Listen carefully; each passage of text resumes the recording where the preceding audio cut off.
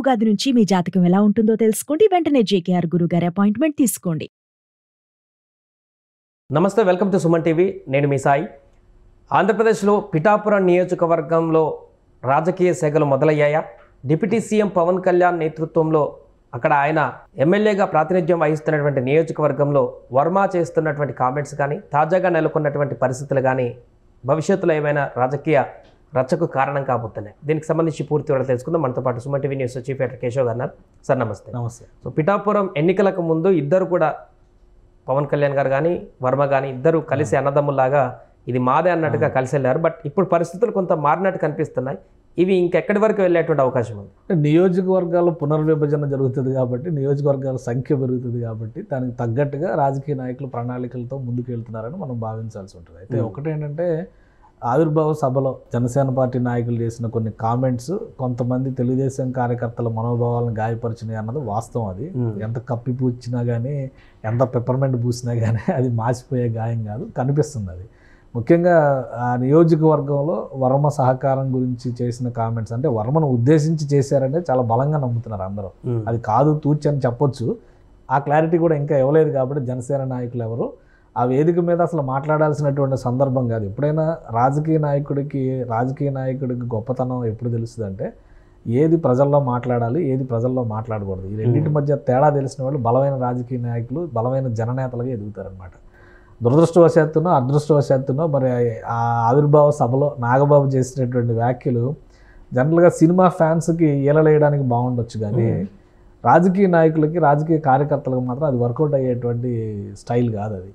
So అక్కడ మొత్తానికి ఏదో జరుగుతుంది అనేది సంకేతం అయితే వస్తుంది. కానీ మనం చూడాల్సినటువంటి కోణం ఏంటంటే, నియోజకవర్గాల పునర్విభజన జరిగితే ఆంధ్రప్రదేశ్లో ఇంకో 50 నియోజకవర్గాలు పెరుగుతాయి. కాబట్టి ఏ నాయకుడికి సీటు రాదు అనే ఆందోళన చెందడానికి అవకాశం ఉండదు ఇప్పుడు కరెక్ట్గా వర్క్ చేసుకుంటే.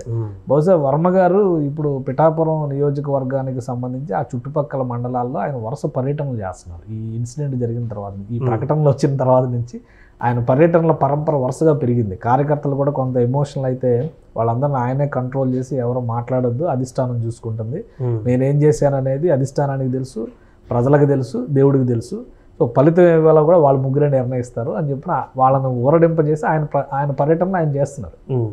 నిన్న ఒక ఆసక్తికరమైనటువంటి ఇన్సిడెంట్ జరిగింది. ఏంటంటే, జనసేన నాయకులు ఒక వాటర్ ప్లాంట్ ఓపెనింగ్ కోసం అని చెప్పని వెళ్తే వర్మ గారిని ఎందుకు పిలవలేదనే దాని మీద ఒక వివాదం జరిగింది. ఒక విధంగా తోపులాట వరకు వెళ్ళింది అనేది సమాచారం. తర్వాత ఎవరి దారిని వాళ్ళు వెళ్ళిపోయారు. వర్మ గారు మాత్రం ఆ సమయంలో ఎక్కడ ఉన్నారనేది ఆసక్తికరమైనటువంటి అంశం. ఎందుకంటే వర్మ గారు ఆ సమయంలో అక్కడ లేరు. ఆయన కాకినాడ జిల్లా పరిధిలో ఉన్నటువంటి కొన్ని గ్రామాల్లో పర్యటిస్తున్నారు. గత వైసీపీ హయాంలో ఇళ్ల పట్టాలు ఇస్తామని మాటిచ్చి మోసం చేసిన ప్రాంతాల్లో ఆయన పర్యటిస్తున్నట్టుగా ఒక సమాచారం ఉంది. సో ఆయన ప్రణాళిక ఎట్లా ఉందంటే, రాబోయేటువంటి రోజుల్లో జనంతో ఎంత ఎక్కువ మమేకం అయితే అంత ఎక్కువ అడ్వాంటేజ్ ఉంటుందనేటువంటి రీతిలో ఆయన వెళ్తున్నారు. పవన్ కళ్యాణ్ గారు ఇప్పుడు ఆయన డిప్యూటీ సీఎంగా ఉన్నారు. ఓన్లీ ఆ నియోజకవర్గానికి ఎమ్మెల్యే మాత్రమే కాదు, ఆయన చూసుకోవాల్సిన బాధ్యతలు ఆయన చూసుకునే బిజీలో ఆయన ఉన్నారు. సో ఇప్పుడు ఆ నియోజకవర్గంలో శ్రీనివాస్ అనే ఒక నాయకుడికి అప్పగించినటువంటి బాధ్యతలు చూస్తే ఆయనకు అక్కడ ఎంత ఆదరణ ఉంది, జనసేన పార్టీ కార్యకర్తలను ఎంతవరకు సమన్వయం చేసుకోగలుగుతున్నారు. గతంలో అక్కడ ఉదయ్ శ్రీనివాస్ గారు కూడా పిఠాపురం నుంచి పోటీ చేయాలని ఆయన కూడా ఉవ్విళ్ళు ఊరారు. చివరి నిమిషంలో ఆయన కాకినాడ ఎంపీకి వెళ్ళారు, పవన్ కళ్యాణ్ గారు ఇటు వచ్చారు. కాబట్టి ఆయన కూడా అక్కడ ఉన్నటువంటి వ్యవహారాలన్నింటిపైన పర్యవేక్షణ, ఒక దృష్టికోణం అయితే దాని మీద పెట్టుకుని ఉన్నారు. పిఠాపురం స్టేట్ మొత్తాన్ని కూడా ఆకట్టుకుంటున్నటువంటి అంశం. అడ్మినిస్ట్రేటివ్ ప్రాసెస్లో భాగంగా చూస్తే కనుక నిన్నగాక మొన్న ఆర్ఓబి కన్స్ట్రక్షన్స్ పర్మిషన్స్ తీసుకొచ్చారు. అతి త్వరలో పనులు మొదలుపెట్టి వీలైనంత వేగంగా కంప్లీట్ చేయాలి. సెంట్రల్ గవర్నమెంట్ 100% ఫండింగ్తో అక్కడ గతంలో పవన్ కళ్యాణ్ గారు ఢిల్లీ వెళ్ళి మరీ విజ్ఞప్తి చేశారు. అది రైల్వే శాఖ ఇమీడియట్గా రియాక్ట్ అయింది. సో ఆ పనులు మొదలవుతున్నాయి. ఒకవైపు ఈయన డెవలప్మెంట్ ఆస్పెక్ట్లో ప్రజాప్రతినిధిగా ఈయన వెళ్లే ప్రయత్నం చేస్తున్నారు. పబ్లిక్ కనెక్షన్తో వర్మ గారు తనకుండా పట్టు సడలిపోకుండా ఆయన జాగ్రత్తలు. అందుకనే పిఠాపురంలో ఒక ఉద్రిక్త వాతావరణం లేదా ఒక హాట్ కేక్ లాగా కనిపిస్తుంది అనేటువంటి సంకేతాలు ఉన్నాయి. వాస్తవానికి మిత్రపక్షాలు అయినందుకు సమన్వయంతో పనిచేసుకుని ఉంటే కనుక ఇద్దరికీ అడ్వాంటేజ్ ఉండేది. ఈ అనవసరపు మాటలు, ఈ పరుష పదజాలాలు, లేనిపోని చీలికలు చూపించేటువంటి ధోరణులు, వీటి వలన నష్టం ఎక్కువ జరుగుతుంది. ఎందుకంటే ఇప్పుడు ఆ మాట అనేసి ఆత్మరక్షణకు పడిపోతారు, ఎవరి దారిన వాళ్ళు వెళ్ళిపోయారు. ఆ మాట అనేసి ఇప్పుడు అక్కడ ఫైట్ చేస్తుంది ఎవరు? Local cadre. నిన్న మొన్నటి వరకు అదే క్యాడర్, రెండు పార్టీల క్యాడర్ కలిసి పనిచేస్తున్న క్యాడరు ఈ మాట అని ఒక చిన్న చిచ్చు రేపు వదిలేయడం వలన ఈ క్యాడర్ కొట్టుకుంటుంది. సో లీడర్ల మధ్య ఏమీ లేదు. పవన్ కళ్యాణ్ గారు అక్కడ సభ అయిపోయినాక వచ్చారు, హ్యాపీగా MLA MLC sports meet, cultural meet, Chandrababu Naidu గారు ఆయన పక్క సీట్లో కూర్చొని చాలా రసాస్వాదన చేశారు. ఆనందకరమైనటువంటి క్షణాల కింద అవన్నీ కనబడ్డాయి. కానీ క్యాడర్ పరిస్థితి చూడండి, ఒక ఓపెనింగ్ దగ్గర వాళ్ళు కొట్టుకోవాల్సిన పరిస్థితి వస్తుంది. కాబట్టి ఒక నాయకుడు ఏ వ్యాఖ్యైనా చేసేటప్పుడు 1కి 4 సార్లు ఆలోచించుకుని ముందడుగు వేయాల్సినటువంటి అవసరం ఉంటుంది.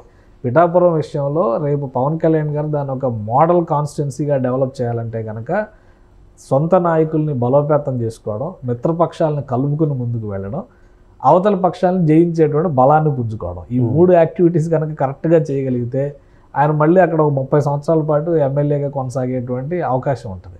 ఆయన అసెంబ్లీకి ప్రాతినిధ్యం వహించాలనుకుంటే. అంటే ఒకవైపు ఈ జరుగుతున్నా కూడా మరొక వైపు అసలు వర్మకి ఇంకా ఏం పదవి ఇవ్వకపోవడం కూడా ఆయన అభిమానులు కానీ ఆయన పనిచేసేటువంటి కార్యకర్తలు కూడా కొంత ఆగ్రహంగా ఉన్నట్టుగా కూడా చెప్తున్నారు. అవును. అంటే వర్మ గారికి అకామిడేట్ చేయడానికి కొన్ని రకాల ఈక్వేషన్స్ అడ్డొచ్చినాయి. చంద్రబాబు నాయుడు గారు ఆ ఈక్వేషన్స్ విషయంలోనే చాలా మందికి ముందస్తుగానే ఫోన్ చేసి ఇప్పుడున్న పరిస్థితుల్లో ఈ నిర్ణయం తీసుకుని ఇప్పుడు 5 ఎమ్మెల్సీ సీట్లు ఖాళీ ఉన్నాయి. బహుశా ఈ కోటాలో 100% వర్మ గారికి న్యాయం జరిగేటువంటి అవకాశాలు ఉన్నాయి. ఇంకా 4 సీట్లు ఎమ్మెల్యే కేటగిరీ ఎమ్మెల్సీ కోటానే భర్తీ చేయాల్సింది. 1 గవర్నర్ నామినేటెడ్ పోస్టు ఖాళీగా ఉంది. ఇవి 5 కాకుండా మళ్ళీ రేపు ఖాళీ అయ్యేటువంటి సీట్లు 2027లో ఖాళీ అయ్యేటువంటి సీట్లు ఉన్నాయి. ఇవి ఆల్రెడీ వేకెంట్ సీట్లు కాబట్టి వాటిపైన ఉన్నటువంటి కొన్ని అంశాలు ప్లస్ ఇప్పుడు చైర్మన్గా ఉన్నటువంటి మోషన్ రాజు గారు ఆ రిజిగ్నేషన్స్ని అప్రూవ్ చేయడం ఇదొక్కటే పెండింగ్లో ఉంది. అది అయితే ఇమీడియట్గా ఎలక్షన్ ప్రొసీజర్లోకి వెళ్లాల్సినటువంటి పరిస్థితి ఉంటుంది. ఇప్పుడు అది వేకెంట్ అని చెప్పలేని పరిస్థితి. అలా అని చెప్పని ఆయన నిర్ణయం మీద ఆధారపడి ఉంది మొత్తం అంతా కూడా. 2027లో ఆయన కూడా టర్మ్ అయిపోతుంది మోషన్ రాజు కూడా. సో ఆయన ఎంతవరకు కోఆపరేట్ చేస్తారనే దాని మీద పదవి రావడం అనేది ఉంటుంది. పదవి అనేది అదొక ప్రాథమికమైనటువంటి అంశం కాకూడదు ఇక్కడ. ఎందుకంటే నిజంగానే వర్మ గారు ఆ టైంలో ఆయన వెనక్కి తగ్గడం, కలిసి పోటీ చేసేటువంటి ప్రయత్నం చేయడం, ఇద్దరు కలిసి ప్రచారం చేసుకోవడం, పవన్ కళ్యాణ్ గారు జాతీయ రాజకీయాలు రాష్ట్ర స్థాయి సభలో వీటిలో బిజీగా ఉన్నా కానీ అక్కడ నియోజకవర్గాన్ని చక్కబెట్టడంలో వర్మగారి పాత్ర, వర్మగారి స్థానం ఖచ్చితంగా ఆయనకి ఇవ్వాల్సినటువంటి గౌరవం ఇవ్వాల్సిందే. అది లేదు ఎవరో లేరు మేమే గెలిచామంటే ఎక్కడైనా కానీ అదే జరుగుతుంది. ఇప్పుడు జనం ఓట్లు లేకపోతే ఎవరు గెలవరు కదా, నాయకులు ఆడే కూర్చొని గుద్దుకుంటే ఈ గోలంతా ఎందుకు ఉంటుంది, ఎవరికి ఆడే ఓటు వేసుకొని గెలిచేస్తారు కదా. కాబట్టి ఇలాంటి మాటలు అనవసరమైనటువంటి కవ్వింపు చర్యలుగా మనం చూడాల్సి ఉంటుంది. అలానే ఇప్పుడు పార్టీల్లో జరుగుతున్నటువంటి జాయినింగ్స్ విషయంలో కూడా కూటమి మధ్య ఒక సమన్వయం ఉండాలి. ఒకవైపు పవన్ కళ్యాణ్ గారు ఇంకో 15 ఏళ్ళు ముఖ్యమంత్రిగా చంద్రబాబు నాయుడు గారు ఉండాలి, రాష్ట్రం అభివృద్ధి దిశలో వెళ్ళాలంటారు. ఇంకోవైపు నుంచి గ్రౌండ్ లెవెల్లో జరుగుతున్నటువంటి వ్యవహారాలు రెండింటి మధ్య సమన్వయం ఉందా లేదా అని మూడో పక్షానికి లేదా అవతల పక్షానికి అవకాశం ఇచ్చేలాగా మారేటువంటి పరిస్థితి ఉండకూడదు.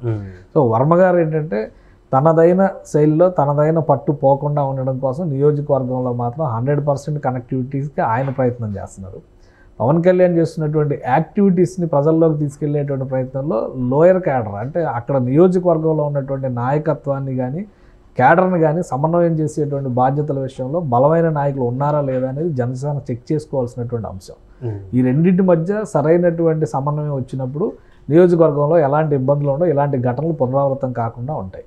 లేదంటే మళ్ళీ నెక్స్ట్ టైంకి ఇంకో నియోజకవర్గం ఎతకాల్సి వస్తుంది, లేదా అక్కడ మళ్ళీ ఎవరు ఏ పార్టీలో ఉంటారనేటువంటి చర్చ దిశగా రాజకీయం మొత్తం నడిచేటువంటి అవకాశం ఉంటుంది. ఇప్పుడు ఒక విషయం ఏంటంటే 10 ఏళ్ళు పోరాడి పవన్ కళ్యాణ్ గారు గెలిచారనేటువంటి విశ్వాసాన్ని ఏ విధంగా ఎంత విశ్వసనీయంగా ఆయన చెప్తున్నారో ప్రజలు కూడా 10 ఏళ్ళు పోరాడుతూనే జనంలో ఉన్నారు కాబట్టి ఆయన గెలిపించుకోవాలనేటువంటి ఆకాంక్షను రాష్ట్ర వ్యాప్తంగా వ్యక్తం చేశారు. దానికి కూటమి కలిసి వచ్చింది. సో ఈ గెలుపులో ప్రజల భాగస్వామ్యం ఎక్కువ ఉంది. అలా కాదు మొత్తం మేమే 10 ఏళ్ళు పోరాటం చేసాం కాబట్టి అద్భుతమైన విజయం మేమే చేసాం అనుకుంటే అది కరెక్ట్ అయినటువంటి విశ్లేషణ కాదు. ఇప్పుడు జరుగుతున్నటువంటి రాజకీయంలో పిఠాపురం ఒక మోడల్ నియోజకవర్గం మాత్రమే. ఎందుకంటే ఇక్కడ పవన్ కళ్యాణ్ వర్మ అనేటువంటి ఆస్పెక్ట్స్ని పక్కన పెట్టి చూస్తే రాష్ట్రంలో ప్రతి నియోజకవర్గంలో ఇలాంటి పరిస్థితి వస్తుంది. ఎందుకంటే ప్రతి నియోజకవర్గంలో మీ క్యాడర్ ఉండాలి కదా, ఆ క్యాడర్ కూడా ఉండాలి కదా, తెలుగుదేశం క్యాడర్ ఉండాలి, జనసేన క్యాడర్ ఉండాలి, బీజేపీ క్యాడర్ ఉండాలి కదా. ప్రతి నియోజకవర్గంలో ఇలాంటి సమస్య రాకుండా ఉండాలంటే ఇలాంటి నియోజకవర్గాల్లో సున్నితమైన నియోజకవర్గాలు మరింత జాగ్రత్తగా మరింత అప్రమత్తంగా హ్యాండిల్ చేయాల్సినటువంటి అవసరం ఉంటుంది. కానీ నియోజకవర్గాల పునర్విభజన పైన రాష్ట్ర ప్రభుత్వం ఫోకస్ పెట్టింది. రేపు ఖచ్చితంగా అనివార్యంగా 2026లో ఆంధ్రప్రదేశ్లో కనీసం 50 నియోజకవర్గాలు పెరిగేటువంటి అవకాశం ఉంది. పిఠాపురం లాంటి నియోజకవర్గాలు పెద్ద నియోజకవర్గాలు, ఖచ్చితంగా 2 నియోజకవర్గాలు అయ్యేటువంటి అవకాశం ఉన్న నియోజకవర్గాలు అవి. సో ఆ పరిస్థితులను దృష్టిలో పెట్టుకుని ప్రతి నాయకుడు పనిచేస్తాడు. కానీ నాయకుడు పనిచేస్తున్నాడు కాబట్టి వేరే వాళ్ళ మీద అసంతృప్తితోనో ఇంకోళ్ళ మీద పోటీ కోసం చేస్తున్నాడు అనుకోవడం మాత్రం అది కూడా సరైనటువంటి విశ్లేషణ కాదు.